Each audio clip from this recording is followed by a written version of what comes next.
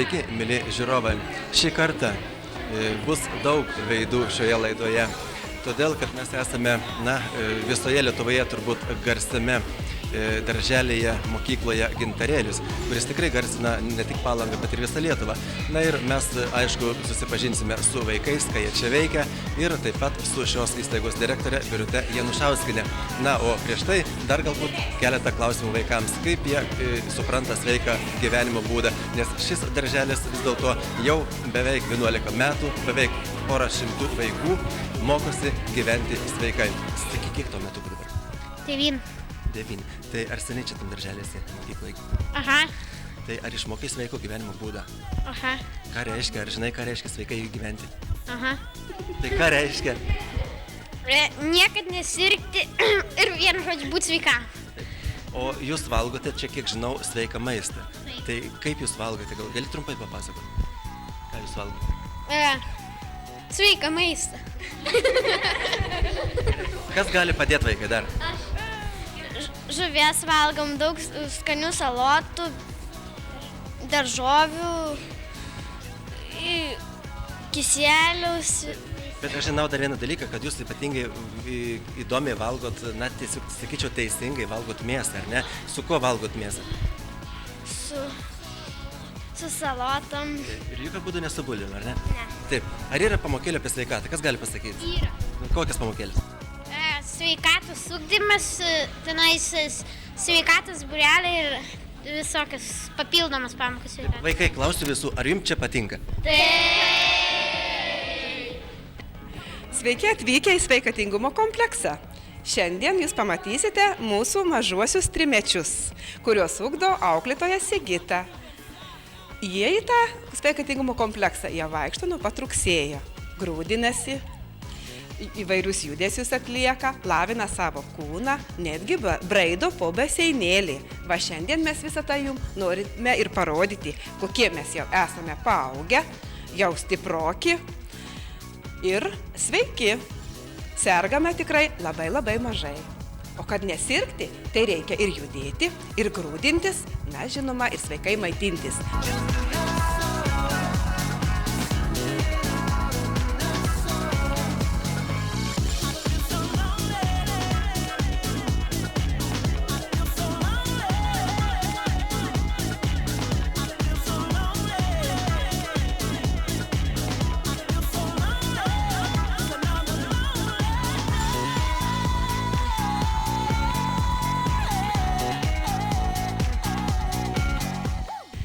Štai mes atkeliavome į kitą grupelę. Šitoje grupėje šeimininkauja trimečiai. Jiems vadovauja šiandien auklėtoja Elvyra ir šeimininkėlė Irutė.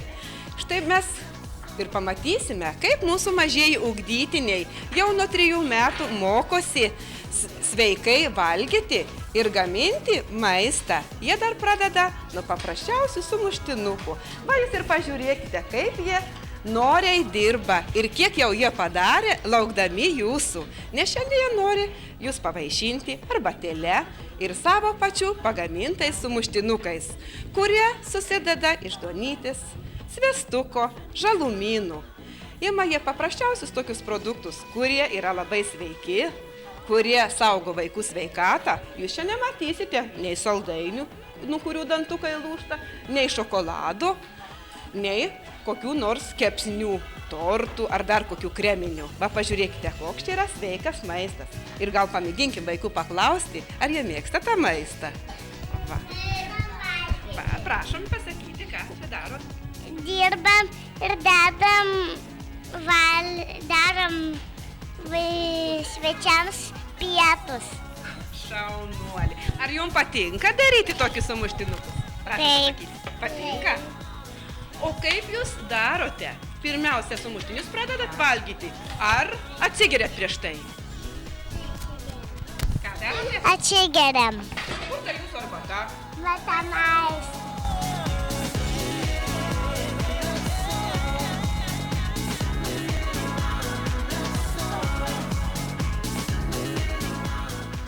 Dabar mes atvykome pas keturmečius. Jiems vadovauja auklėtoja Giedrė. Ji labai myli vaikus ir taip pat žemę. Sako, mano mėgstamiausias malonumas yra kapstytis po žemę. O šiandien jie parodys inscenizuotą sveikatos valandėlę.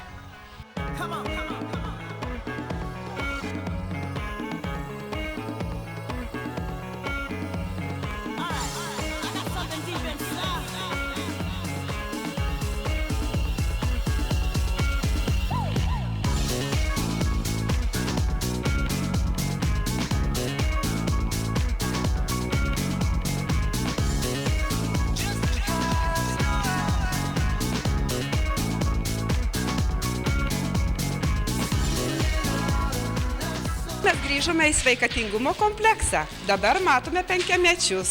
Auklėtoja Aurelija labai domisi rytų filosofiją, studijuoja sudžok terapijos poveikį vaikų sveikatai. Šiandien mes ir matome, kaip vaikučiai eina per pagaliukus.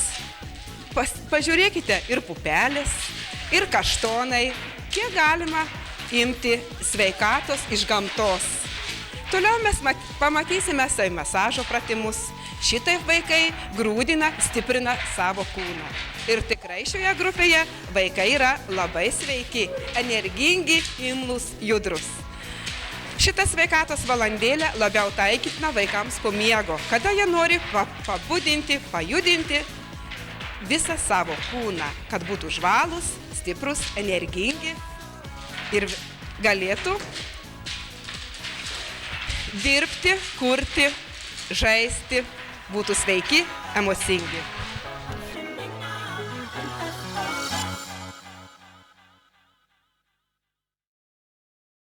Štai ir mūsų vyriausieji, priešmokyklinukai, kurie labai rimtai ruošiasi išeiti į didelį kelią, į didelį mokslą.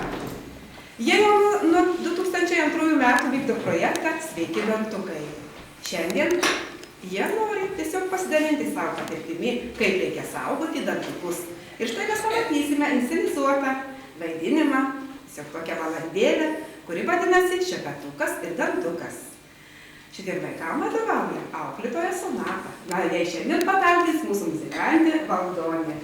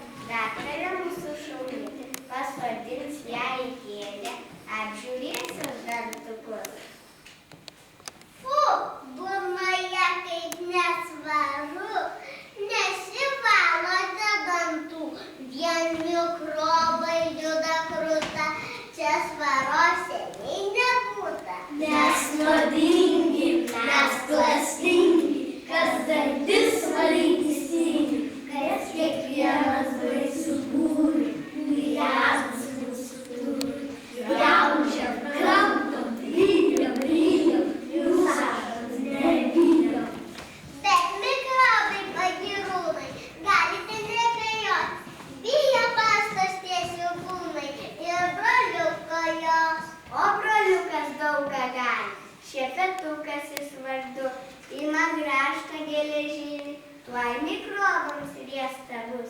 Su šita šaunia mašina sutaisysim dantukus.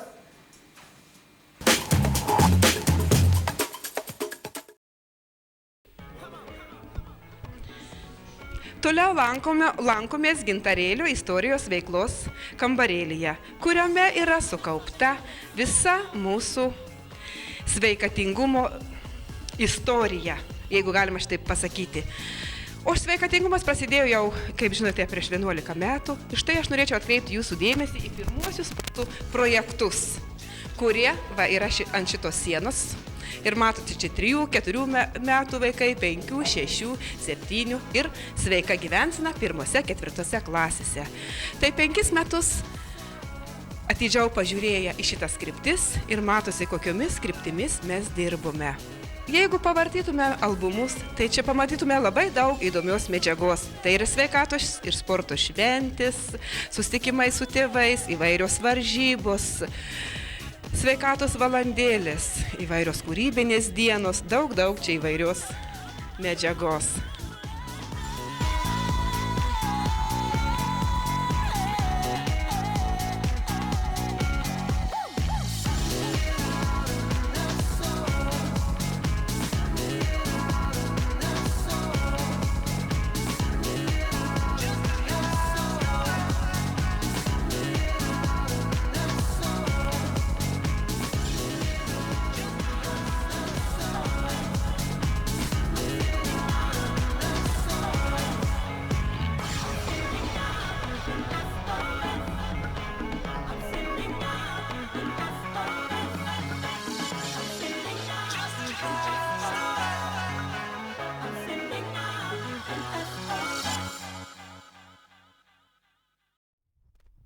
Gerbiama direktorė, gal pradėkime nuo pradžių. Papasakokit, iš kur gimė idėja propaguoti sveiką gyvenimo būdą šioje mokykloje, darželėje?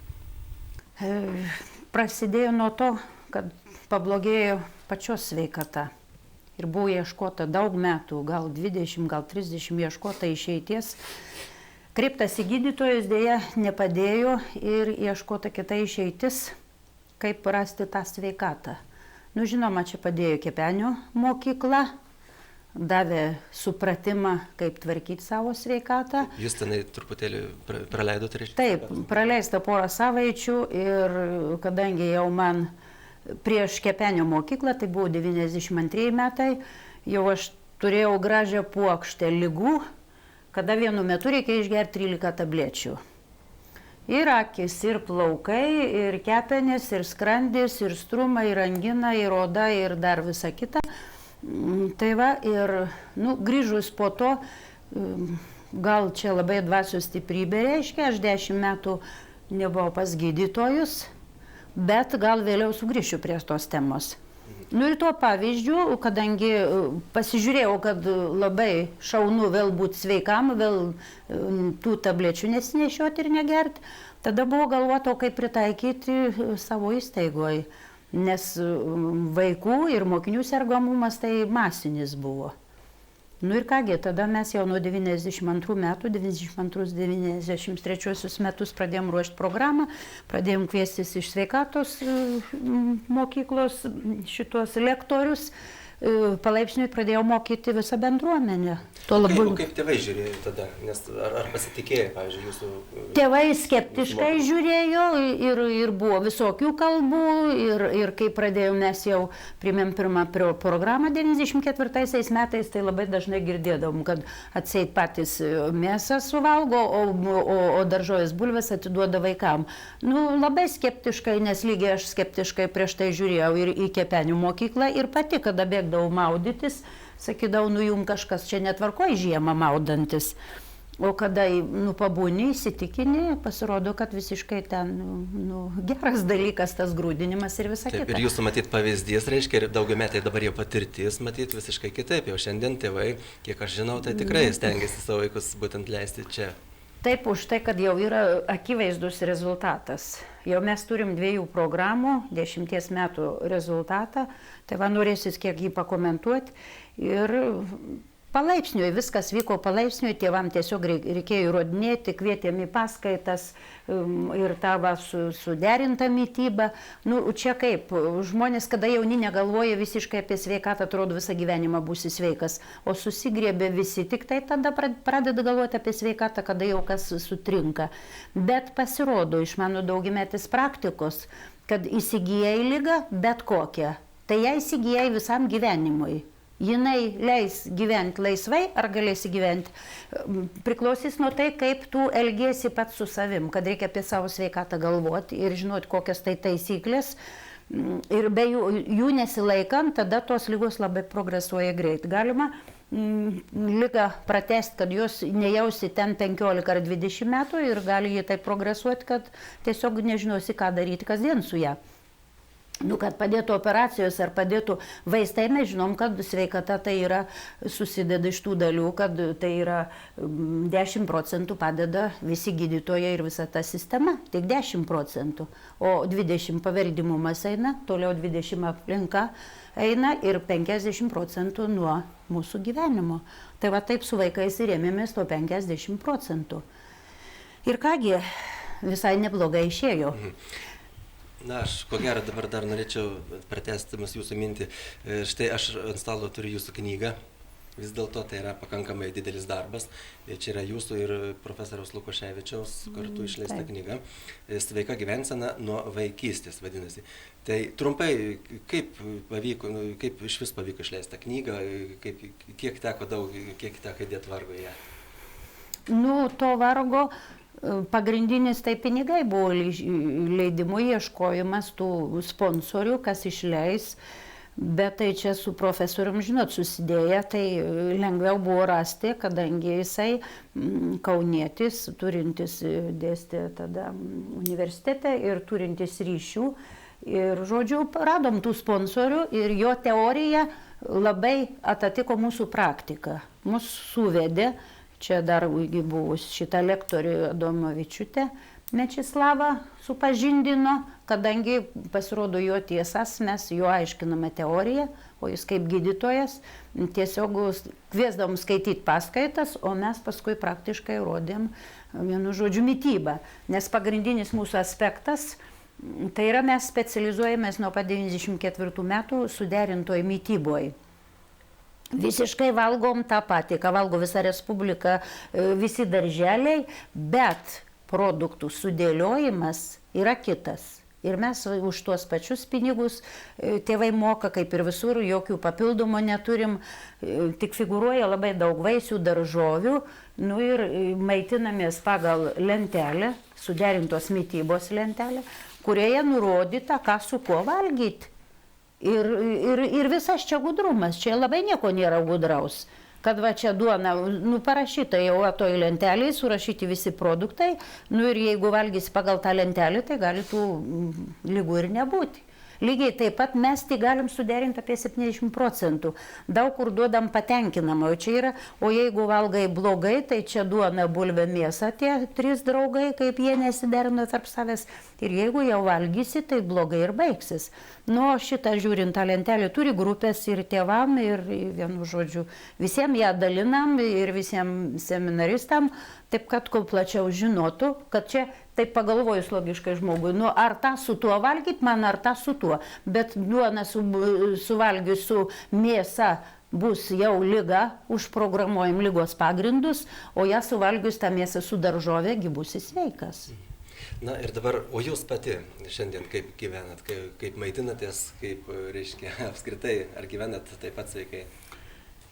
Mūsų visa bendruomenė, man gal prieš tuos 5-6 metus buvo užduotas klausimas, o kaipgi jūsų visa bendruomenė, sakysim, pedagogai, kad ir tos auklėtojų padėjėjus, o ką jie daro, kaip jie valgo, jau mes kitaip valgyti negalim.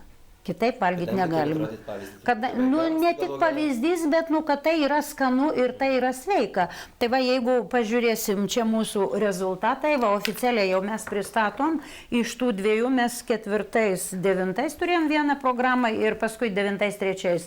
Tai va pasižiūrės, pirmus 2 metus mes atidirbom, nesirgusių nei vaikų, nei mokinių neturėjom. O paskui jau 96-24 procentai, paskui 30 ir 40, o dabar stabilizavus apie 53, 1, 38. Nu, atsineša tų lygų, negalim sakyti, kad mes izoliuoti. Tai atsineša lygas iš didžiųjų mokyklų, išvyksta į kitus miestus ir taip toliau. Bet tai pagrindinis įtvirtinti, kad mes teisingai darom ir kad čia tos visos tiesos mūsų teisingas, tai yra sumažėjęs vaikų sergamumas ir mokinių lygiai taip pat. Taip, na ir mūsų laidos laikas jau vis dėlto eina į pabaigą, kaip nebūtų gaila. Ir norėtume paskutinio jūsų, reiškia, žodžio, tokio palinkėjimo, kaip sakau, tradiciškai mūsų laidoje palinkėjimo mūsų žiūrovams. Visiems reikėtų pagalvoti, susirūpinti savo sveikatą ir labai daug semtis žinių, protingų žinių ir pertvarkyti tuos senus mitybos įpročius, kad visgi taip, kaip valgėm seniau, mes negalim valgyti. Mes turim valgyti naujai ir tų naujų tiesų laikytis, nes jos iš tikrųjų gerina sveikatą, kodėl senti prieš 10 metų, jeigu galime mes būti tokio amžiaus ir po 10 metų. Nu va čia mes gavom nominaciją Vilniui, parvežta yra kaip didieji vyrėjai, pripažinti Respublikoje vieninteliai, kurie specializuojamas mytyboje. Nėra kito tokio darželio Respublikoje, tik mes vieni taikom tą mytybą. Na ir tikimės, kad jūsų auklėtiniai toliau irgi propaguos jūsų sveiko. Nu, tai jau iš tikrųjų. Jeigu gal šiuo momentu ir ten mokinys išeis nepagalvos, bet jeigu jam atsiras lyga, jis prisimins tas tiesas išmoktas. Palanga bus sveikesnė. Tikrai. Ačiū.